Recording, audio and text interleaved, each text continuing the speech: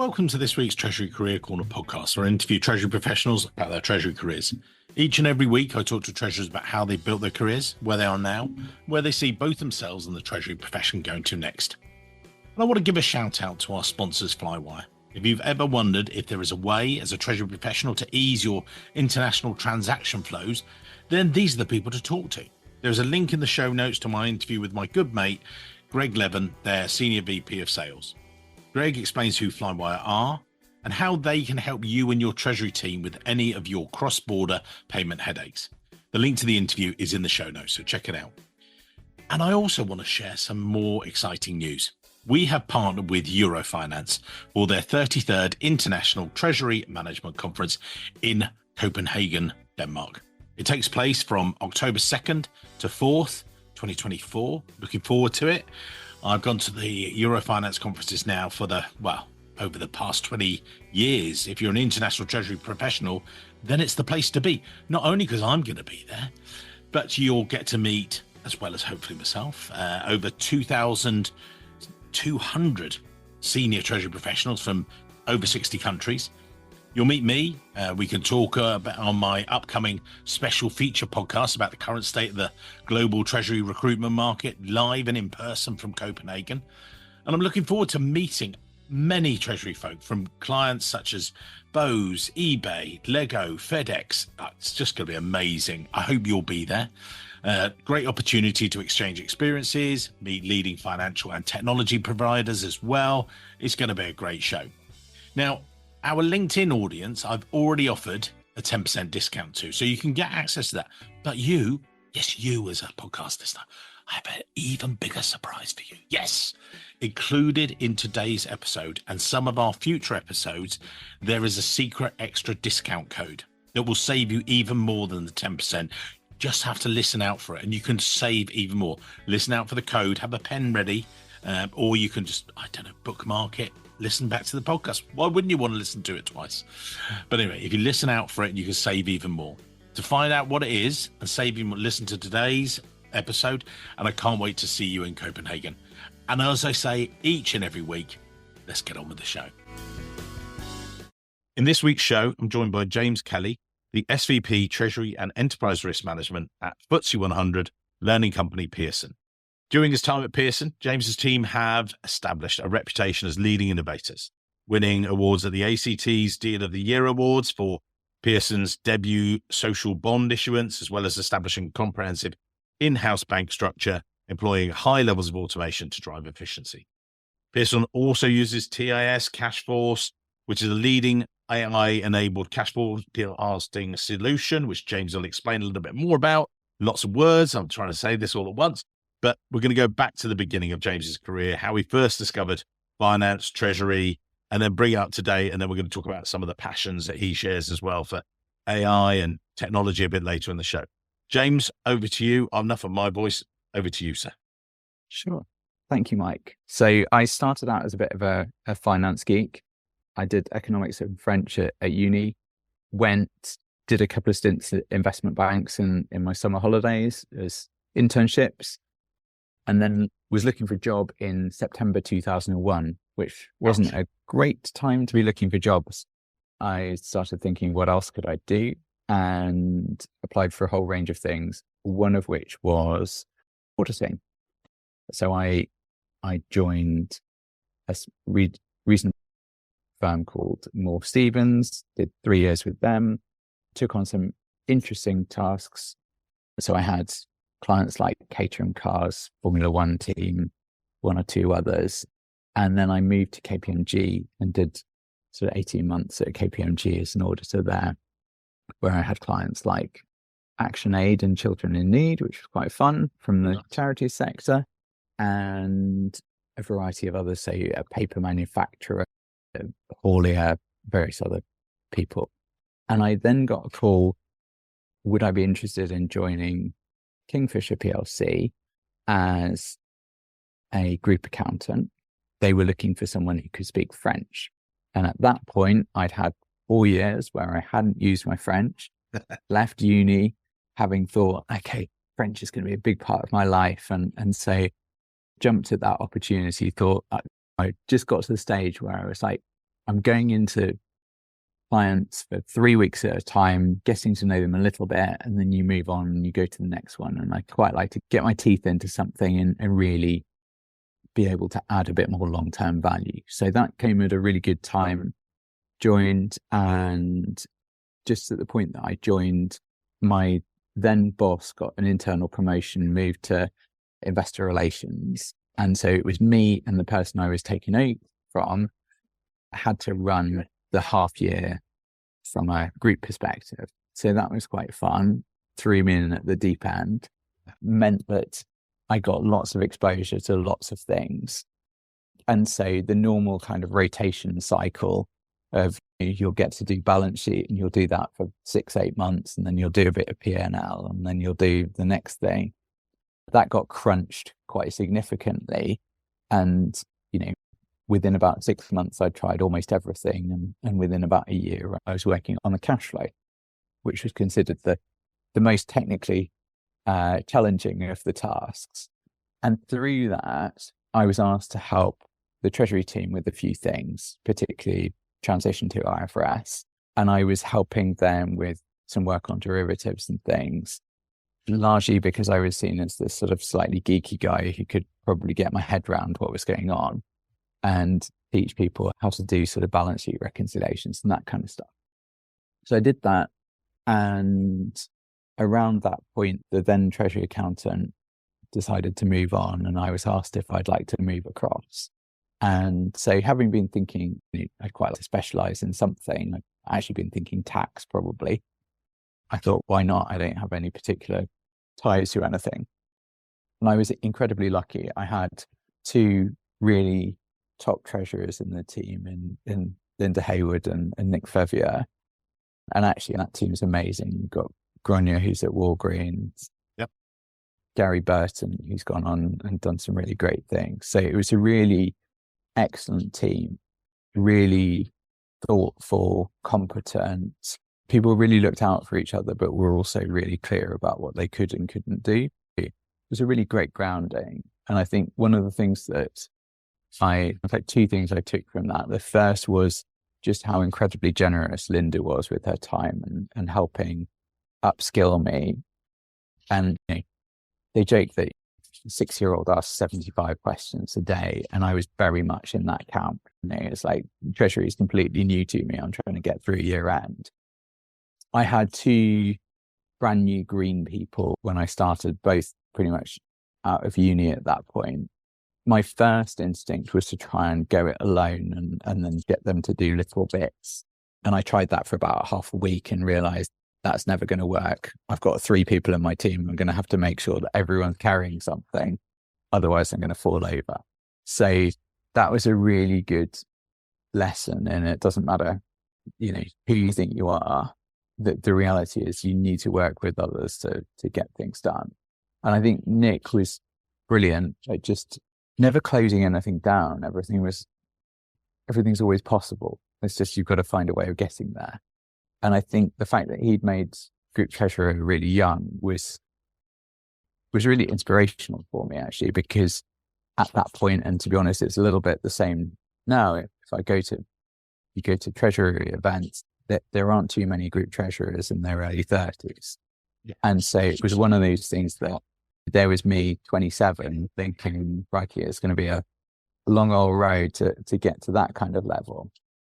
And what I will say, I'll jump in there, and we will put a link in the show notes to previous podcasts I did with Linda. Yeah. So we had Linda on the podcast, a wonderful lady. She was also mentioned recently by Andy Henley at Tesco. Yeah. He took over. And actually, funny enough, I placed Grania with Linda back in the day. So yeah, it was a great place to be at Kingfisher. So yeah, it's great team and great people. And then what happened next? Or talk us through, because you made some moves. So I moved to Sky, and I moved primarily to get more front office exposure. So the front office team at Kingfisher were pretty well set. It didn't really feel like there was going to be an opportunity to move across. And I knew that if I wanted to move up, then I needed both front and back office experience. So Sky was a kind of midpoint, in that at the point that I joined, Mike Hazel was deputy treasurer Alison Dolan was treasurer. Mm. And the model effectively was that Mike did the dealing and myself and Mark Palmer, who's my colleague, the two of us did everything else, including the analysis and the prep, etc. So that gave me more exposure to doing the risk management side, thinking about, in that case, we were working with a shared service center who were doing cash management and things, but just making sure that we were on top of things, etc. I stayed at Sky for about a year. I think I had amazing experience. I got really heavily involved in a couple of M&A pieces. It's a really intense place to work. That year, honestly, in my kind of mental timeline, feels like it's about 4, because I met so many people, I had so many experiences, and some of them funny, meeting Ross Kemp in the toilets, some of them more serious. But actually, I look back on that time incredibly fondly, and Alison is now on our board of directors, so I sometimes see her audit committee meetings and things. So it's funny how things work out. Goes around. But yeah, and around that time, my first child was born, Willow, and it quite quickly became clear 2 things. One was, so Mike moved on, was replaced by Simon Morley, who's amazing, and was incredibly thoughtful and generous with his advice and guidance. But Simon's experience was on the front office side. They decided they were going to bring in a designated treasury manager. Mark and I would become back office. Yeah. Now, given that the number one reason that I moved to that role was to get front office experience, that wasn't the best. Blocked it, so it was time to move. And it was a long commute and everything else. So it felt like it was the right time to try and find another role. And I had a couple of offers, but the most interesting was with Rentokil in Crawley. And I remember like sweating on that decision because I had an offer come in, and then I had this Rentokil thing, which looked like it was probably going to happen, but I was a bit earlier stage in that process and trying to decide, do I go for the known or do I gamble? And I'm incredibly glad that I gambled. I joined as deputy treasurer to Nigel Roberts, who I think we had a really good working relationship. He's incredibly structured, very good at prioritizing, and has a really clear idea of strategy and communication. And can you explain for our international listeners, Rentokil, you and I know them, they're household names in the UK, but if you're in the US, you might not know them. So Rentokil, and actually amusingly, Rentokil are quite large in the US, but they go under a variety of different brand names. So Rentokil are effectively pest control and hygiene. So effectively, you may see the initial brand sometimes in washrooms. So if you go into a public restroom, often there are Rentokil hand dryers or soap dispensers, things. Some of that's been sold since I left, but a lot of that's there. But they're very large in pest control. And so in the US, they're Terminix and various other brands. So Western Pest Control and various other things. Yeah, so I was there 5 years. It's a pretty decentralized business, very innovative in terms of the way that people work together. There's a real culture of how do we make things better. So at Sky, at the point that I was there, the Dave Brailsford Sky cycling team was just being set up with the marginal gains theory. And you were starting to see some of that same type of philosophy come through at Rentokil, where one team would come up with an idea that would increase efficiency for route planning, for example. Ultimately, you've got people who are out in vans who go to a site, perform a service, and then move on to the next place. So you want as little time traveling as possible. And actually, one of the things that we found was that FaceTime is incredibly important. If you go around and do a great job, but no one knows who you are, you're unlikely to be repositioned next time the RFP comes around or whatever.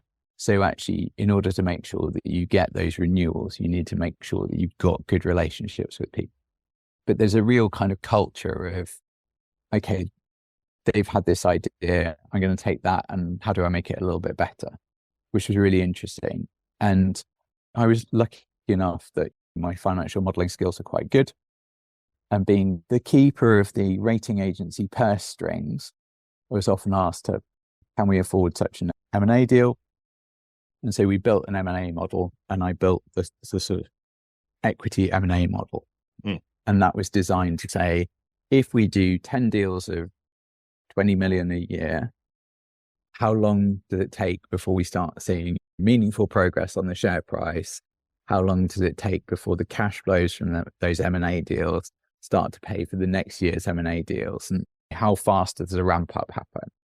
So if you want to get to a point where you can do $1 billion M&A deal, how do you, in say 5 years time, how do you get there, and how fast does the ramp up happen to be? So that was really great experience. I got to work closely with the head of M&A, the CFO, CEO, etc. Got really great face time. And again, I tried to make sure that I was in the right place at the right time. And so anything that came up, I was volunteering for. So I know that, for example, one of the last things I was doing was assessing the management LTIPs and monitoring how was the share price going versus the different targets, and how likely were different payout levels likely to be. So quite good fun, not massively challenging, but also one of those things that it meant you got FaceTime every day. I was going to say they want to talk to you. You're a man in demand, which is great. Exactly. So it's one of those things, just trying to make sure that I really got involved in things. And we did some really fun stuff. I think we did 3 or 4 financings on the bond side. We did a couple of bank deals, started to put in a new TMS. So lots of kind of process changes, lots of financing, etc. Lots of M&A. So lots of interesting treasury technical pieces. And I stayed there for about 5 years, and I reached the stage where I felt I wanted to work in a slightly different environment, somewhere that was a little bit more centralized. And also, given the experience I'd had in DCM, I wanted to major on that a little bit. Yeah. And so I moved to Associated British Ports, which at that point was the third biggest issuer of US private placements in the UK.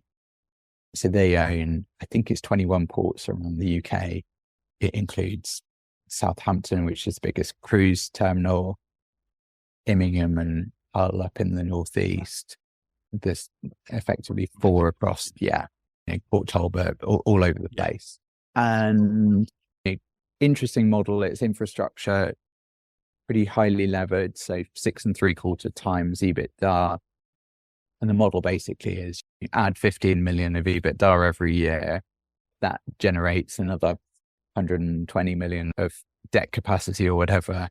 Go out, raise a USPP, pay that to shareholders. Nice, relatively easy model. Unfortunately, I joined just at the point where that EBITDA came under a bit of pressure. And that was because new taxes came in on coal imports. Coal imports had been between 20 and 25% of EBITDA. And effectively, the first 3 months that I was there, I hadn't realized, but they were the honeymoon period, because what had happened was everyone had got their coal imports in during that period.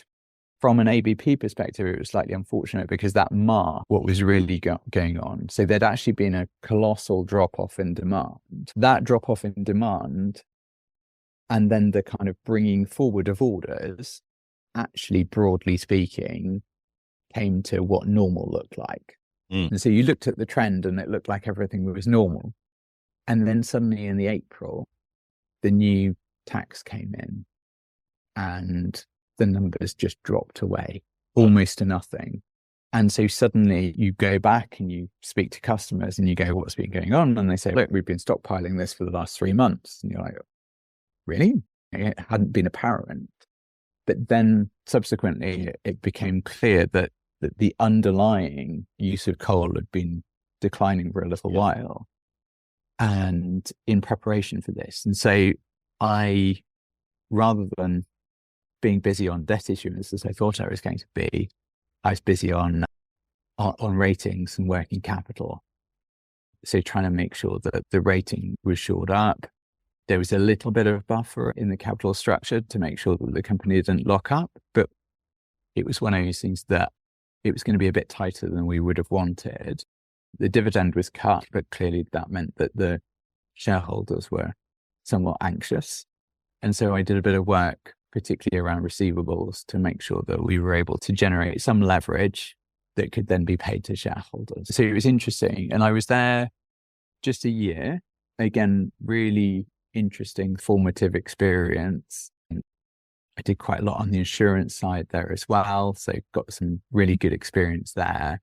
And then this role at Pearson came up, and it was we're pretty heavily decentralized. We want to build a centralized model. We're looking for someone with multinational experience and, yeah. And what was Pearson? What was Pearson like when you joined as a company? What was the situation there?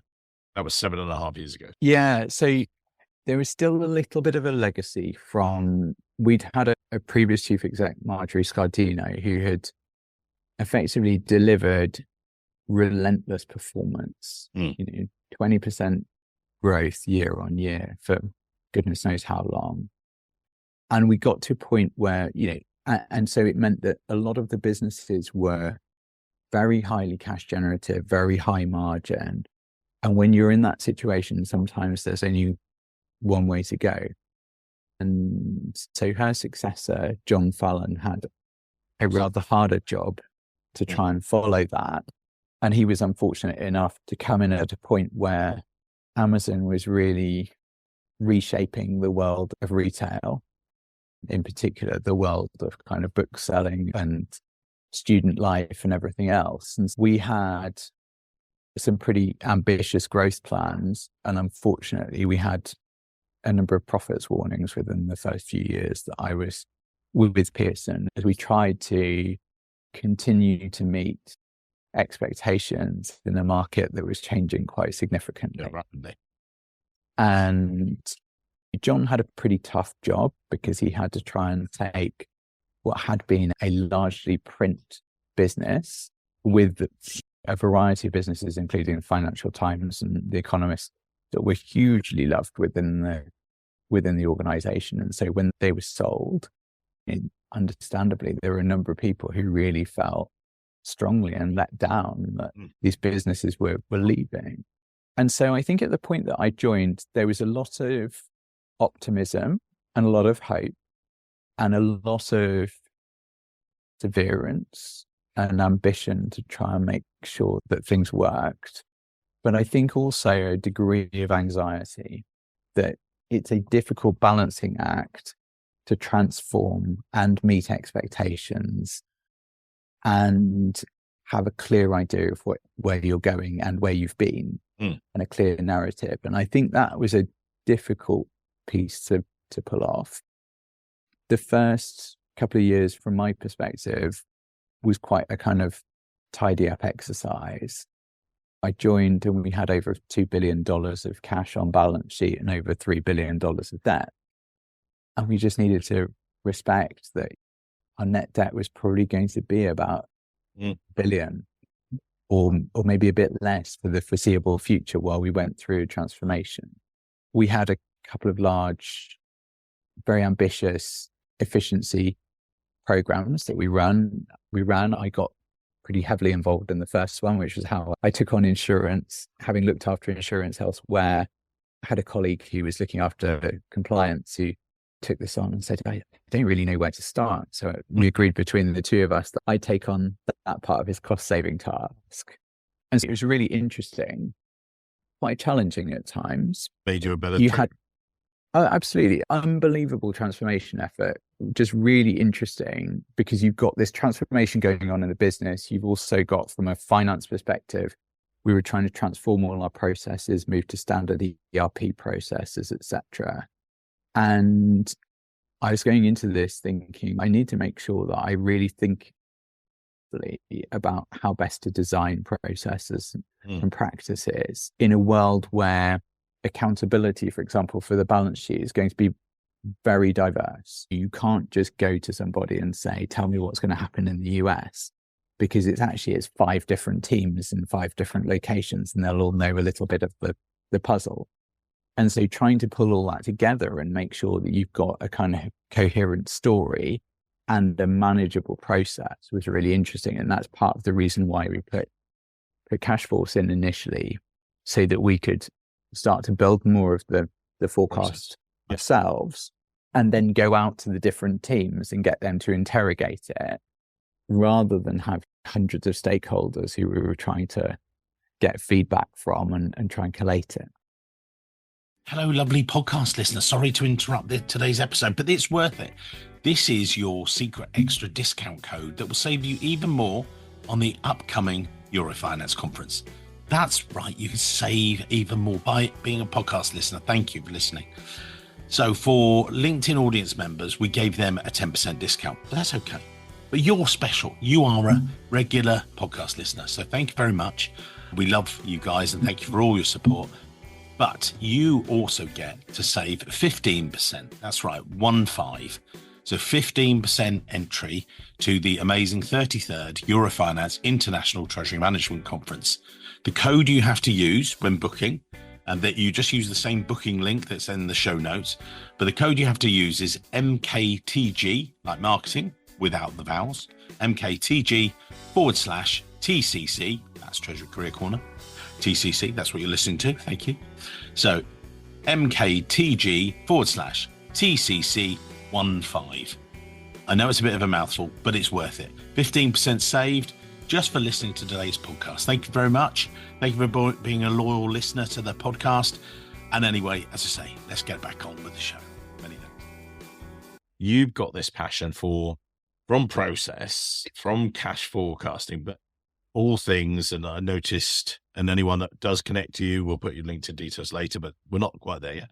But you love AI and automation and processes, and we were talking just before the show, I recently did a session for the Manufacturers Alliance Association in America.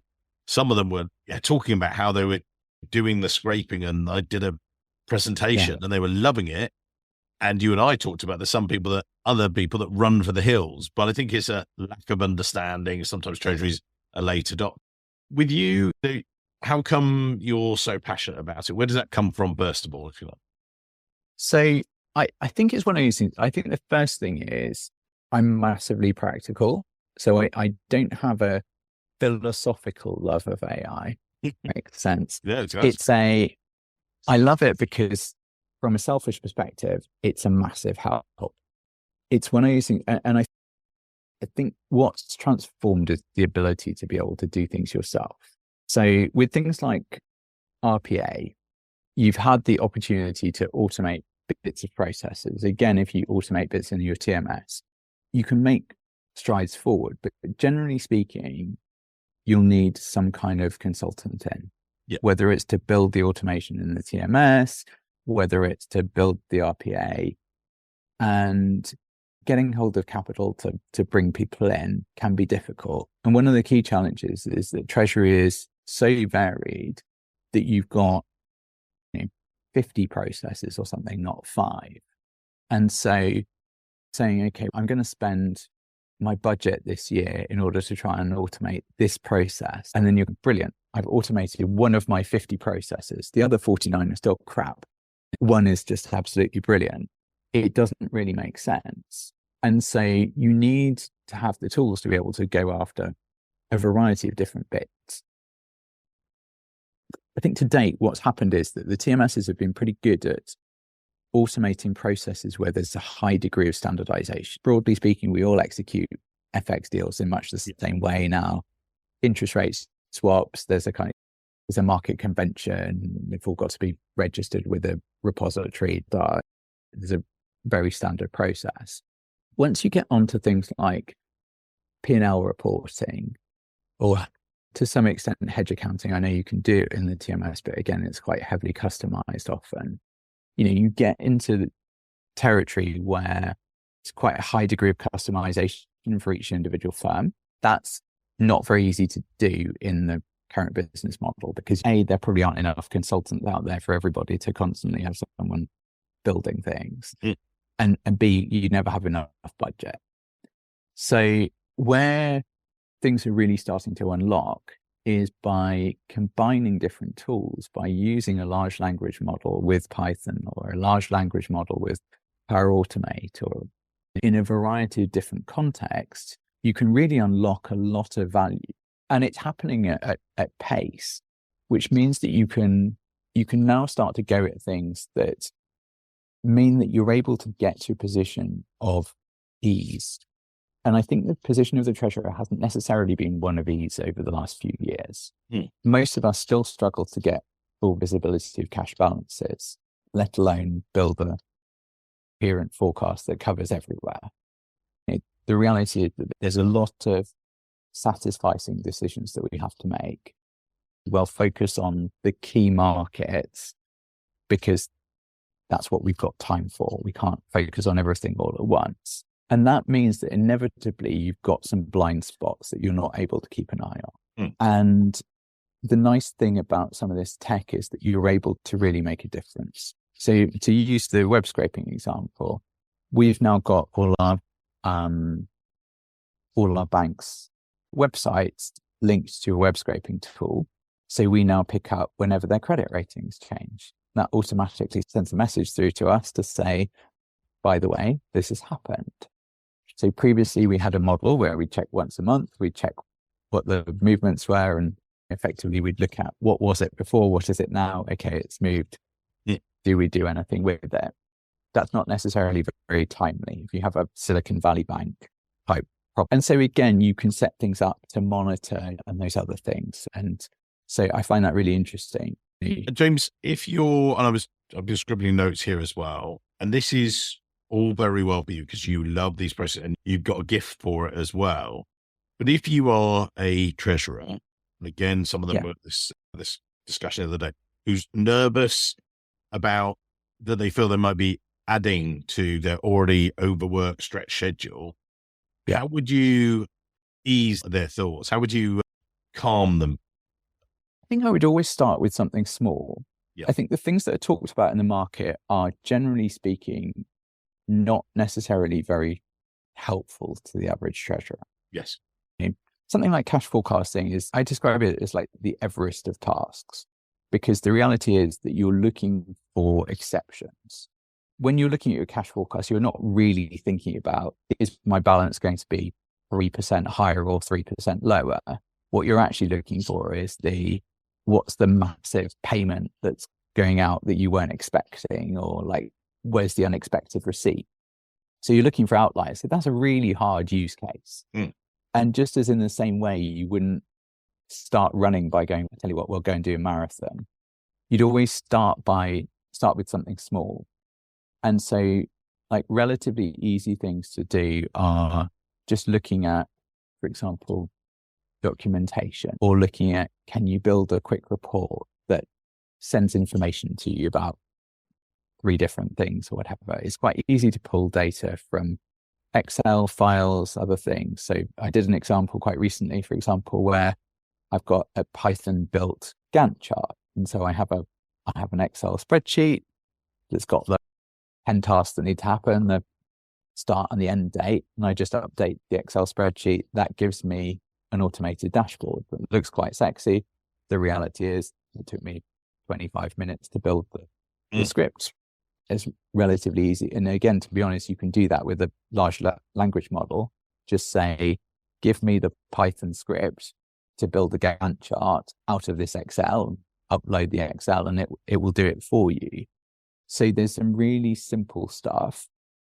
I think you have to be a little bit careful about data privacy. So I always work in terms of kind of general themes. If I'm going to share some data, then I might share column headings. I won't share what's in the actual data underneath. That's fair enough. That's good. Yeah, good advice. That then means that, the system is able to work out what does it look like. And you can always say, it's got these headings and there's 500 lines or whatever. And it will then generate a script. You can then use that for whatever you're looking for. What I find is really useful is that this technology is really good for augmenting data.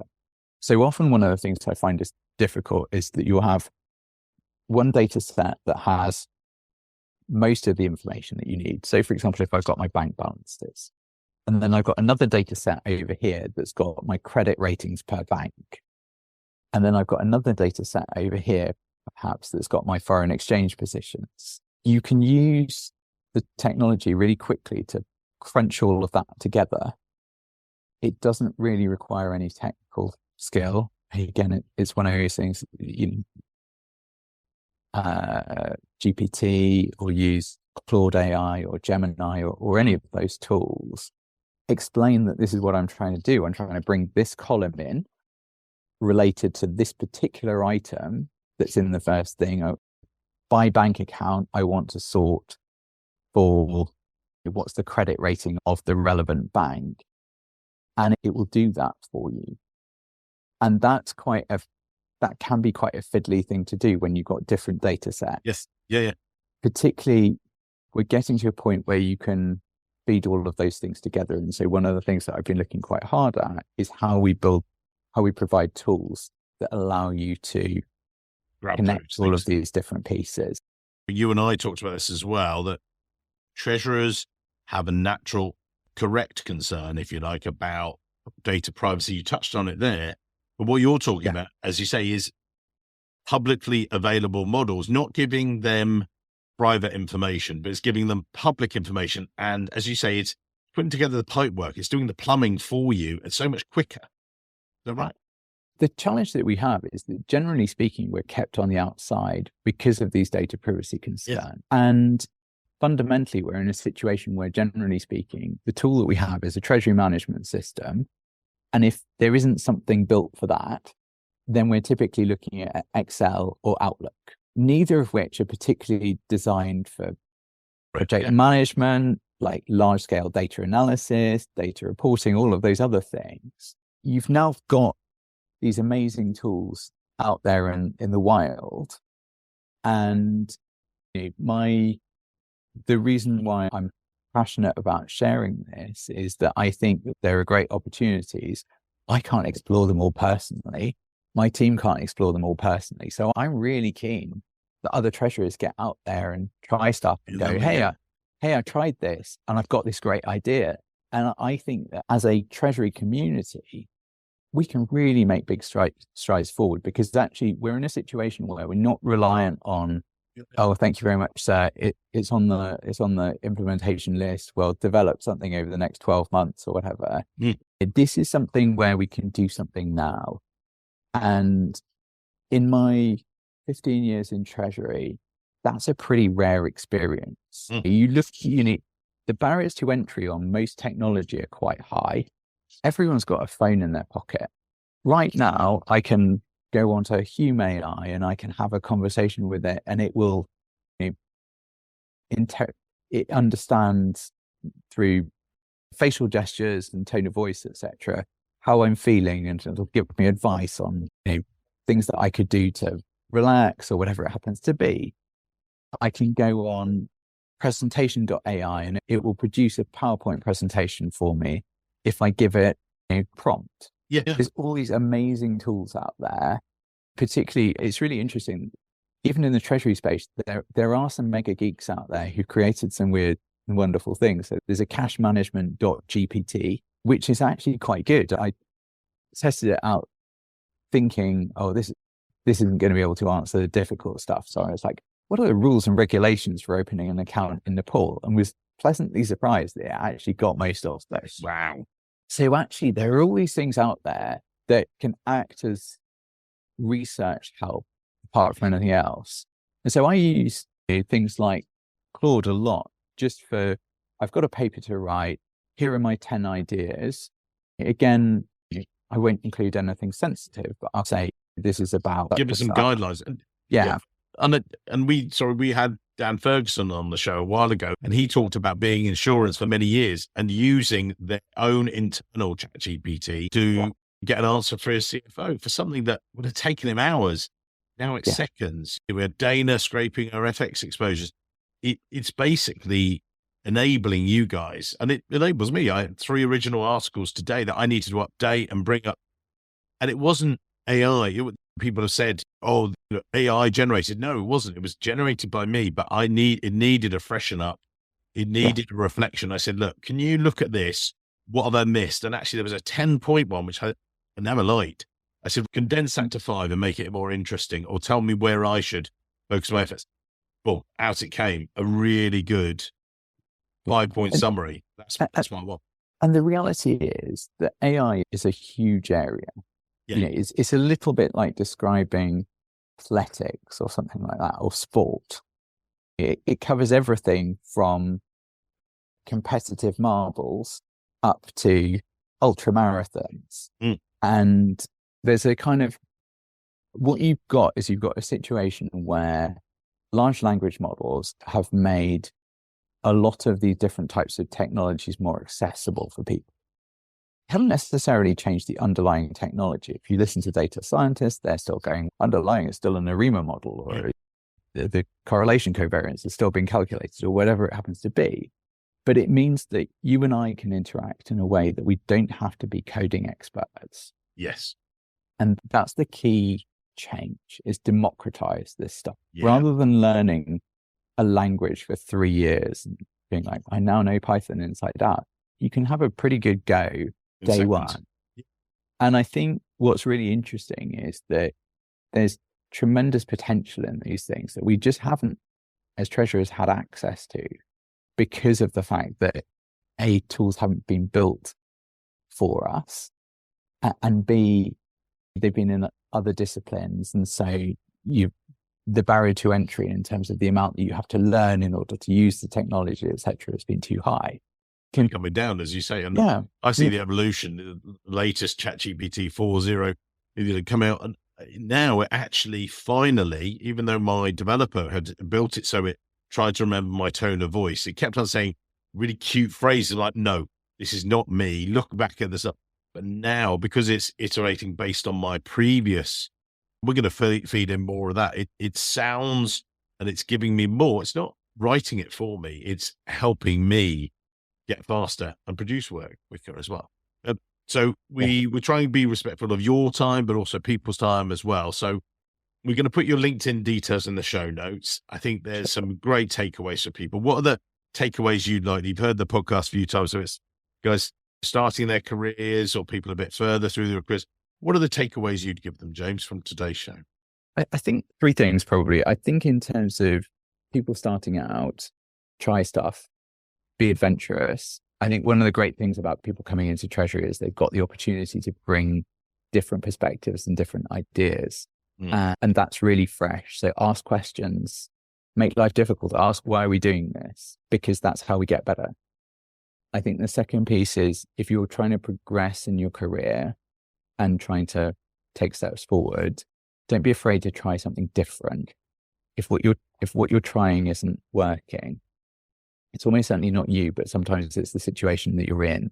So think about, how do I take a sideways step, try something different, try a different tactic in order to get to where you want to get to. And then I think the third thing is, in terms of makes somebody different and what makes you exceptional, that gets you to the top, it's an openness to working with others, trying new things, and really being thoughtful about it. It's really important to make sure that you get the basics. You need to be a technical expert. You need to be a really strong communicator. You need to be thoughtful. You need to be someone who people want to work with and who are open to ideas, give people a chance and see where things get to. So, as you say, be adventurous. There you go. Don't be afraid to get out of your comfort zone. Brilliant. And openness, and keep going. So amazing, sir. Thank you very much. We'll put your details in the show notes, so you'll expand your LinkedIn network overnight. Who knows? Lovely to have a session with you. Thank you very much, sir. Thank you, Mike. Thanks for tuning in to another great episode. You really enjoy it. Thank you very much. You make it worthwhile. Us recording them with these amazing Treasury professionals right the way across the world, from the US, across the UK, across Europe. And there's lots more exciting guests to come and lots more live events. We love delivering this content. We get asked now, is this what you do? Do you just do content? Do you just do? No. The reason we do the content is to get to know you guys, to give you back the tips for success, if you like. But we're here to help you hire someone. If you need to recruit, call us, because at our heart, we are a Treasury recruitment company. That's how we pay the bills. That's how we pay for the podcast. And that's what we're passionate about. We hear from you at events and things. Can we also help you find your next great role? Can we help you hire? The answer is yes. That's exactly what we do. Yes, we do our Treasury salary survey at treasurysalary.com. That helps us know exactly how to benchmark not only your salary, but also when you're looking to hire, we know exactly what the market is paying wherever you might be, whether it's the US, UK, or Europe. We want to make sure that we are the best informed, that we're not just finger in the air. We always know. If you want to hire the best in Treasury, don't hesitate to contact us. Go onto the website, treasuryrecruitment.com, or for the US, you can contact Joe Grabowski. Europe, contact the lovely Katie. For more senior roles and roles across the UK, reach out and contact me. Or drop any of us an email, joe at treasuryrecruitment.com, Katie at treasuryrecruitment.com, or Mike at treasuryrecruitment.com. Let us help you make the hiring process as amazingly seamless and easy as our podcasts are to listen to. Thanks for your amazing support and looking forward to seeing you at either an event or a conference very soon, or just give me a call. Let's help you find the next role or recruit the next Treasury professional. All right. Until next week. Many thanks.